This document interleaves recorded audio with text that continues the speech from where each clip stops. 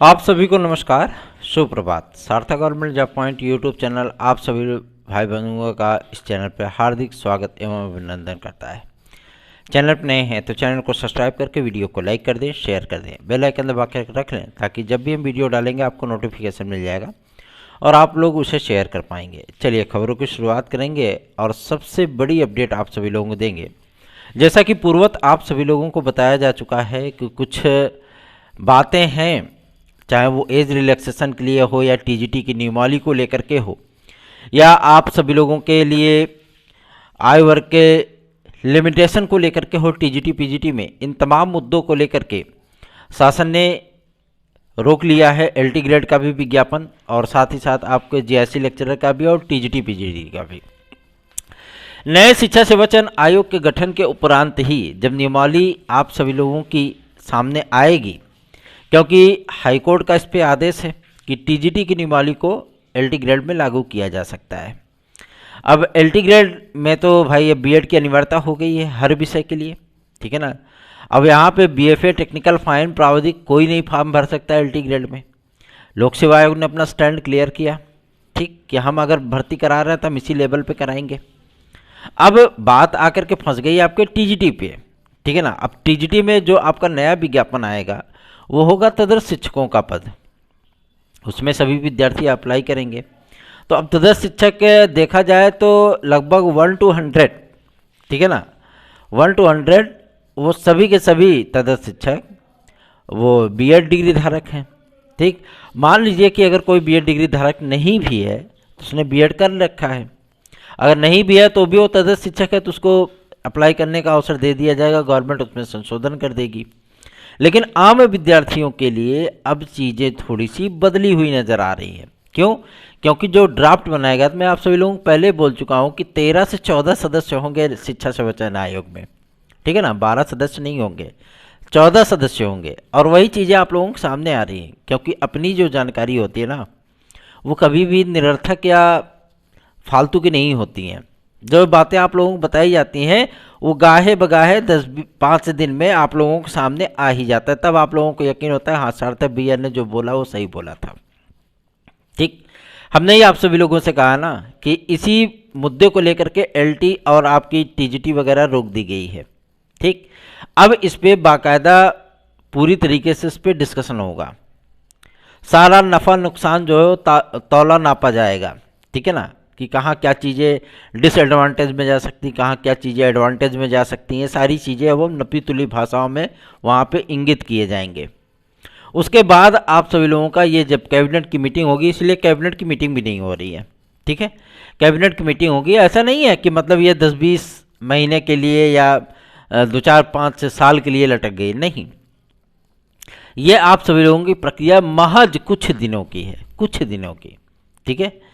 क्योंकि जब इसको भेजा गया था कि हम 21 से 40 वर्ष करने चल रहे हैं टीजीटी में लोक सेवा आयोग की क्राइटेरिया के आधार पर, लेकिन कुछ विद्यार्थियों को एज रिलैक्सेशन भी देंगे, ठीक है। मैं आप लोगों को प्रस्ताव भी बता दे रहा हूँ कि जब इन्होंने नियमावली के उपखंडों में 3 और 4 का ख ग में सारी चीज़ों को इंगित किया है, मतलब जो एलिजिबिलिटी आप सभी लोगों की आती है, जो योग्यता आती है, आयु वर्ग की छूट आती है, आयु सीमा आती है, उन सारी चीज़ों में आप सभी लोगों को मैं बता दूं कि टीजीटी पीजीटी के लिए भी या शिक्षा सेवाचयन आयोग के माध्यम से जारी होने वाले विज्ञापनों में 21 से 40 वर्ष आयु सीमा रखी गई, क्योंकि आप सभी लोग जानते हैं कि यहाँ पे भी आप लोगों का कौन सी भर्ती होने वाली है, असिस्टेंट प्रोफेसर की भी भर्ती इसमें होने वाली है।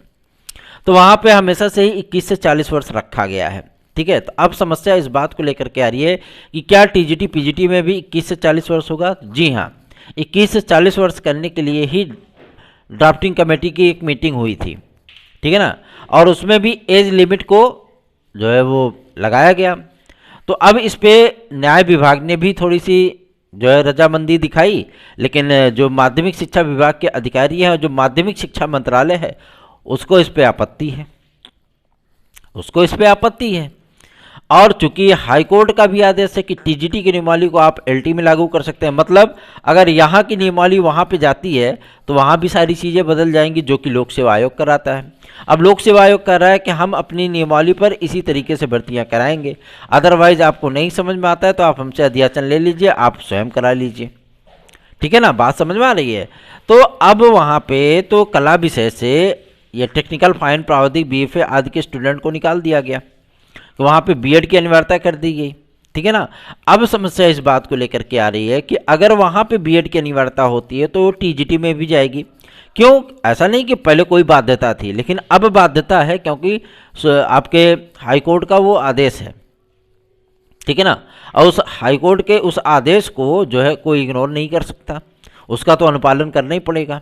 ठीक, तो इसीलिए थोड़ी सी प्रक्रियाएं आप सभी लोगों की रुकी हैं। लेकिन मैं आप सभी लोगों को बता दूं कि जब थोड़ी सी चीज़ें होकर के आप लोगों के सामने आएंगे ना, तो सच में आप लोगों के लिए एक बेहतरीन अपॉर्चुनिटी होगी। ठीक है, बेहतरीन अपॉर्चुनिटी होगी। काफ़ी सारी चीज़ें आप लोगों की बदली हुई नज़र आएंगी, काफ़ी सारी चीज़ें वो परिवर्तित होती हुई नज़र आएंगी। तो ऐसा नहीं है कि बहुत ज़्यादा डिले होने चल रहा है, जैसा कि कुछ यूट्यूबर आप सभी लोगों को बता रहे होंगे कि अगले साल के अंत तक गई आपकी टीजीटी, पीजीटी, एलटी वगैरह सारी चीज़ें। ये सिर्फ उनके मन का वहम है। ठीक है ना। क्यों? क्योंकि अभी तक वो जो है सपा के पूरी तरीके से अगर देखा जाए तो उसके चुनाव हारने के सदमे से नहीं निकल पाए हैं। ठीक है। और सबसे बड़ी चीज़ ये होती है कि इन तमाम प्रक्रियाओं में ऐसा नहीं है कि प्रक्रियाएं आपकी चल नहीं रही, रोज मीटिंग हो रही है। इन तमाम चीज़ों को लेकर के मैं आप सभी लोगों को बता दूं, नेक्स्ट वीक मतलब जो अगला हफ्ता आ रहा है, मतलब कल से जो स्टार्ट हो रहा है, इसी हफ्ते के बीच में आपकी कैबिनेट मीटिंग भी होने वाली है और इसी बीच में आप लोगों का डिसीजन भी होने वाला है। ठीक है। और जहां तक सूचना प्राप्त हो रही है कि टीजीटी पीजीटी में भी बीएड की अनिवार्यता की जा सकती है, जो सूचना मिल रही है कि यहाँ पे भी आपको बीएड की अनिवार्यता देखने के लिए मिलेगी, जैसा कि आपके एलटी ग्रेड और जीआरसी लेक्चरर में किया गया है। ठीक है ना, बीएड की अनिवार्यता वहाँ पे भी हो जाएगी। और रही बात एज को लेकर के, तो इससे न्याय विभाग से राय मशवरा किया जा रहा है कि हम नई नियमावली बना रहे हैं, नया आयोग बना रहे हैं, तो इसमें नए नियम, नए कलेवर होने चाहिए। तो अगर न्याय विभाग इस पर संशोधन को मंजूरी दे देता है कि हाँ ठीक है आप कर सकते हैं, तो जाहिर सी बात है उसमें किसी प्रकार का कोई भी रद्दोबदल आप लोगों को देखने के लिए नहीं मिलने वाला है। फिर जो ये 21 साल से लेकर के 61 साल तक विद्यार्थी आवेदन करते रहते थे, ठीक है ना, और रिटायरमेंट के 6 महीने पहले तक अगर उनको नियुक्तियां मिल जाती तो 6 महीने का उनको वेतन मिलता था। इसलिए मैं आप सभी लोगों को बता दूं कि ये प्रक्रिया अब यहाँ पे समाप्त होने वाली है। इसके लिए आख्या भेजी जा चुकी है आपके माध्यमिक शिक्षा मंत्रालय में भी। अब देखना दिलचस्प होगा कि कितनी जल्दी ये सारी चीज़ें हो पाती हैं। मैं आप सभी लोगों को बता दूं ज़्यादा समय इसमें नहीं लगने वाला। ठीक, अगर कोई आपसे ये कह रहा है कि अगले साल के अंत तक गई लटकी, ये हुआ वो हुआ, तो आप उनकी बातों को इग्नोर करिए, जस्ट स्कीप एट। ठीक है ना, बस इतना ही करिए, स्किप करिए उनको, क्योंकि उनकी बातें फ्रस्ट्रेशन की हैं। ठीक, तो आप लोग चिंतित ना हो। सार्थक government job point YouTube channel हमेशा ही आप सभी लोगों को रियल और ऑथेंटिक चीज़ें प्रोवाइड करता है। कहते तो वो लोग हैं कि हम आपको रियल और ऑथेंटिक बता रहे हैं, लेकिन घंटा बता रहे हैं, कुछ नहीं बताते वो सिर्फ आपको पेपर की कटिंग चिपकाते हैं, विज्ञप्तियाँ पढ़ाते हैं, बस, बाकी और कोई चीज़ें नहीं है। वो आपके लिए पर्सनली कोई एफर्ट नहीं लगाएंगे। ठीक है ना, वो कोई चीज़ें कर भी नहीं सकते हैं। उसकी एकमात्र वजह होती है सिर्फ और सिर्फ उनको अपडेट देना है, बस, बाकी और कुछ भी नहीं है।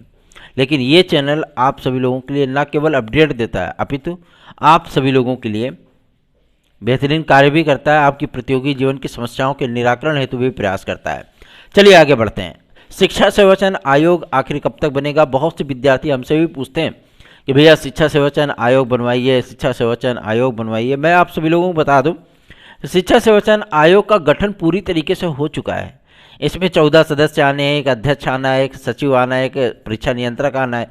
सारे चीज़ों के सारे नामों को एकदम डिक्लेयर कर लिया गया है। और सबसे बड़ी चीज़ ये है कि अब इस पे जो निर्णय होने वाला है आपकी एलिजिबिलिटी को लेकर के, क्योंकि एलटी ग्रेड वहाँ पे बदला गया तो टीजीटी आपकी बदलेगी ही बदलेगी, उसमें कोई दो राय नहीं है। ठीक है, या तो एलटी ग्रेड को लेकर के शिक्षा सेवाचयन आयोग को दे दिया जाए, तब हो सकता है कि कोई परिवर्तन ना हो। लेकिन अगर एलटी ग्रेड को यूपीपीएससी करा रहा है, अर्थात उत्तर प्रदेश लोक सेवा आयोग करा रहा है, तो जाहिर सी बात है वहाँ की उस नियमावली में, राजकीय शिक्षा सेवा नियमावली में या माध्यमिक शिक्षा सेवा अधिनियम में किसी प्रकार का कोई संशोधन नहीं हुआ है। जब तक संशोधन नहीं होगा तब तक ये बीएफए टेक्निकल फाइन प्रावधिक आ नहीं सकते। ठीक है ना। अब अधिकारियों की जो नीड है, जो मतलब उनका वक्तव्य है कि समय के साथ साथ, क्योंकि 40-45 साल से ये नियमावली चली आ रही है, 1983 से यह नियमावली कंटिन्यू चली आ रही है, तो जाहिर सी बात है कि भैया इतना वक्त बीतने के बाद अगर हम इस चीज़ को देखें कि हमें परिवर्तन की नीड है, कि हम एलिजिबिलिटी को और थोड़ा सा उसका क्राइटेरिया बढ़ाएं, है ना, एलिजिबिलिटी को थोड़ा सा चेंज करें, क्योंकि बहुत सारे नए कोर्सेज, पहले हिंदुस्तान टीचर सर्टिफिकेट आता था 1967 वगैरह में, जो प्राइमरी टीचरों को जो है मतलब वो अवेलेबल कराता था। फिर उसके बाद उसका स्थान लिया बीटीसी ने। बीटीसी पहले मेरिट पे होती थी, फिर एंट्रेंस एग्जाम पे हुआ, फिर मेरिट पे हुआ। बीटीसी भी कुछ दिन तक चला, उसके बाद फिर हो गया डीएलएड। डीएलएड का स्थान अभी तक फिलहाल कोई नहीं ले पाया है, लेकिन अब डीएलएड चल रहा है, ठीक है ना। ऐसे ही पहले बीएड हुआ, बीएड 1 वर्ष का हुआ, फिर 2 वर्ष का हुआ, अब 3 वर्ष और 5 वर्ष का चल रहा है। क्या करेंगे, समय के साथ साथ वो परिवर्तित होता रहता है, ठीक है ना। अब इन तमाम चीज़ों को लेकर के डिस्कस चल रहा है। अब जैसे ही ये डिस्कस पे सहमति बनेगी कि हाँ भैया 21 से 40 वर्ष इसमें भी कर दो, बीएड की अनिवार्यता कर दो, और ग्रेजुएशन में 50% लगा दो टीजीटी में भी, ठीक है, और प्रास्नातक प्लस बीएड कर दो आप पीजीटी में, जैसे कि जेएससी लेक्चरर में हुआ है। सीधी सी चीज़ है। अगर ये चीज़ें होती हैं तो जाहिर सी बात है बहुत से विद्यार्थी वो क्लीन स्वीप हो जाएंगे, और बहुत से विद्यार्थी वो नए भड़बड़ा कर अंदर एंट्री कर जाएंगे। बात समझ में आ रही है ना। तो इससे क्या होगा कि एक स्वस्थ कंपटीशन, जो अधिकारीगण कह रहे हैं, मैं नहीं कह रहा हूँ, कि एक स्वस्थ कंपटीशन का निर्माण होगा। और सबसे बड़ी चीज़ ये है कि ट्रेंड हमें विद्यार्थी मिलेंगे, ठीक है, अनट्रेंड विद्यार्थी नहीं होंगे, क्योंकि एनसीटीई का भी इस पर आदेश है कि ग्रेजुएशन में 50% प्लस बीएड अनिवार्य करिए प्रशिक्षित टीचरों के लिए भी, ठीक है, ये एनसीटीई का आदेश है।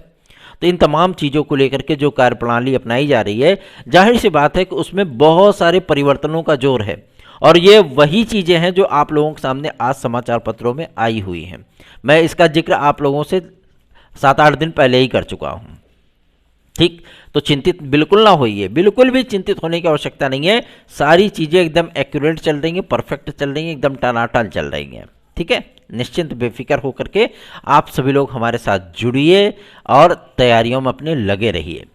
बात करते हैं आपके टीजीटी पीजीटी 2016-2021 को लेकर के, और शिक्षा निदेशालय से भी महत्वपूर्ण सूचनाएं प्राप्त हो रही हैं। बहुत जल्दी ही आप सभी लोगों की जो ये हियरिंग वाली जो बातें चल रही हैं आपके टीजीटी पीजीटी केस की, ठीक है ना, 30 तारीख तक हम लोग अपना फाइनल याची लिस्ट जमा करके आप लोगों की हियरिंग 4 दिसंबर से कंटिन्यू लगवा रहे हैं।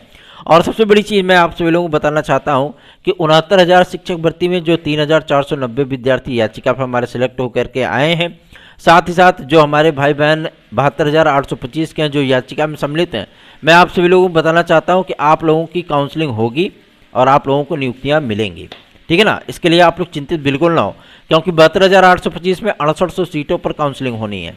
उन्हीं याचिधारियों की होनी है जो याचिका में सम्मिलित हैं, और 3,490 उसमें भी इंक्लूडेड होंगे, कोई दिक्कत नहीं है ना।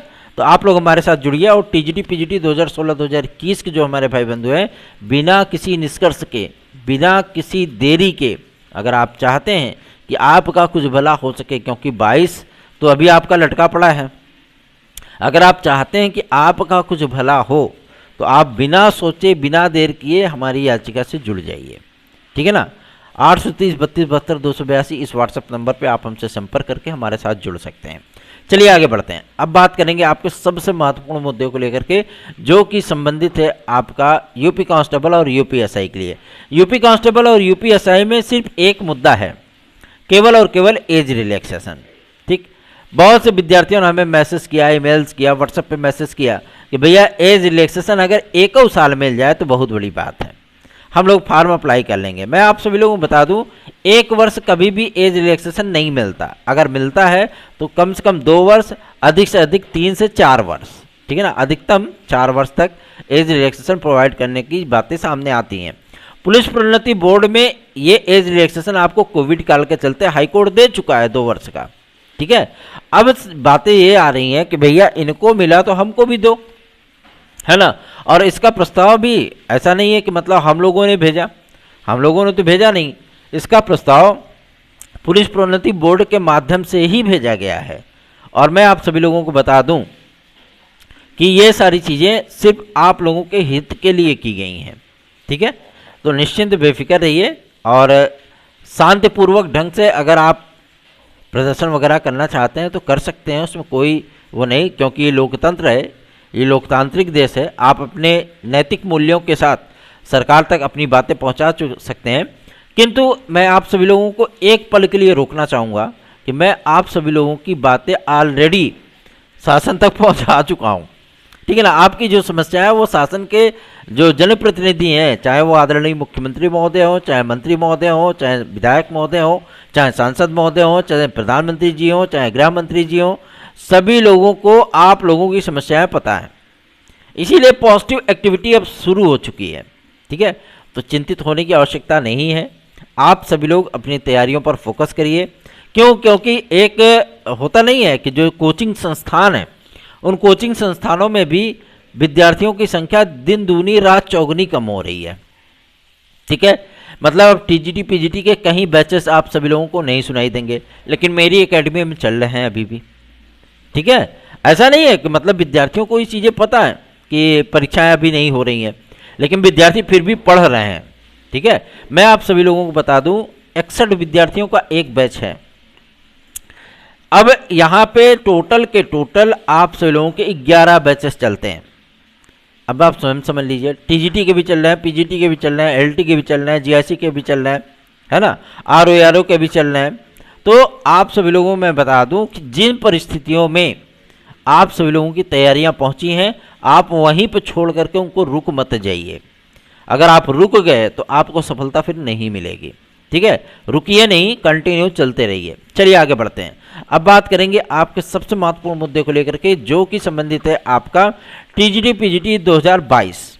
टीजीटी पीजीटी 2022 का आखिर कब तक कल्याण होगा, मैं आप सभी लोगों को बताना चाहता हूं। टीजीटी पीजीटी 2022 जैसे ही आपका शिक्षा सेवचयन आयोग बन करके सामने आ जाता है, ठीक है ना, ये सारी एक्टिविटी आप सभी लोगों की 3 दिसंबर के बाद जब रिजल्ट आ जाएगा ना, 5 राज्यों का विधानसभा चुनाव का परिणाम, तो सारी चीज़ें वो ताबड़तोड़ होंगी, समझ रहे हैं ना।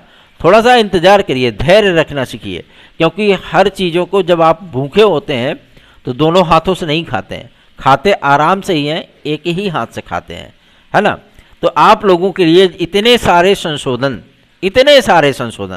किसी को सब्जेक्ट कम्बिनेशन चाहिए, तो किसी को जो है एलटी ग्रेड में छूट चाहिए, तो किसी को आयु सीमा में छूट चाहिए, तो किसी को 50% से मुक्ति चाहिए, तो किसी को कुछ चीज़ें चाहिए, तो किसी को पद बढ़ोतरी चाहिए, तो किसी को कहीं राहत चाहिए। हर चीज़ों को ध्यान में रखना पड़ता है ना। अब एक प्रस्ताव पे, एक संशोधन पे आप जानते हैं अधिकारीगण कितना पापड़ बेलते हैं। फिर अधिकारीगण तो एक संशोधन पे आपका 3 साल लगा देते हैं। अगर वहाँ पे 3 महीने के भीतर आपका वो कार्य हो रहा है, 3 साल की जगह 3 महीने के भीतर, तो जाहिर सी बात है आपको शुक्रगुजार होना चाहिए कि आपके बीच में ऐसा कोई व्यक्ति मौजूद है जो आपकी समस्याओं को न केवल सुनता है अपितु उसको दूर करने के लिए सार्थक प्रयत्न भी करता है। फिर भी आप सभी लोग हमारा सहयोग नहीं कर पाते हो। सबसे बड़ी समस्या तो यही आती है। अगर आप लोग सहयोगात्मक रवैया अपनाओ, जैसे हम लोग बीएड को लेकर के प्रयास कर रहे हैं और अब पॉजिटिव चीज़ें निकल करके आने लगी हैं, सर्वोच्च न्यायालय से लेकर के हाई कोर्ट तक हर जगह से आप हम लोगों को अब रिलीफ मिलने लगी है। तो ऐसा नहीं है कि ये रिलीफ अजूबा था या अचानक से निकल करके सामने आ गया ज्वालामुखी के लावे की तरह, ऐसा भी तो नहीं है। ज्वालामुखी लावे की तरह तो बाहर अचानक से आया नहीं, है ना, वो प्रयासों के माध्यम से आया है ना। करत करत अभ्यास ते जड़मत हो तो सुजान, तो बस वही चीज़ें हैं। अगर आप प्रयास करते रहेंगे तो जाहिर सी बात है आपको कुछ ना कुछ चीज़ें तो वहाँ पे मिलेंगी। और ऐसा भी नहीं है कि हम लोग अगर बाहर निकलते हैं तो सिर्फ आपाधापी के लिए मज़ा आता है, अपना धन खर्च करने में या अपना समय गंवाने में, है ना, या मोटरसाइकिल चलाने में बड़ा मज़ा आता है। अरे भैया, हम तो यही सोचते हैं कि कोनो चलावे तो हम पीछे आराम से बैठे कुंडली मार के, क्या दिक्कत है ना। लेकिन आप सभी लोगों के लिए हम लोग प्रयास करते हैं तो पूरे तन्मयता के साथ, पूरी ईमानदारी के साथ, पूरी निष्ठा के साथ और पूरे के पूरे इंटेंट के साथ, और वही चीज़ें होती हैं। तो आप लोग भी सहयोगात्मक रवैया अपनाइए और साथ जुड़िए। नोट साथ चाहिए तो 830 32 इस व्हाट्सएप नंबर पे आप लोग संपर्क कर सकते हैं। और टीजीटी पीजीटी 2016 2021 72,825 में अगर आपको जुड़ना है तो बिना देरी किए आप लोग जुड़ जाइए, अन्यथा की स्थिति में आप सभी लोग स्वयं परेशान होंगे। धन्यवाद। आप सभी का दिन शुभ हो।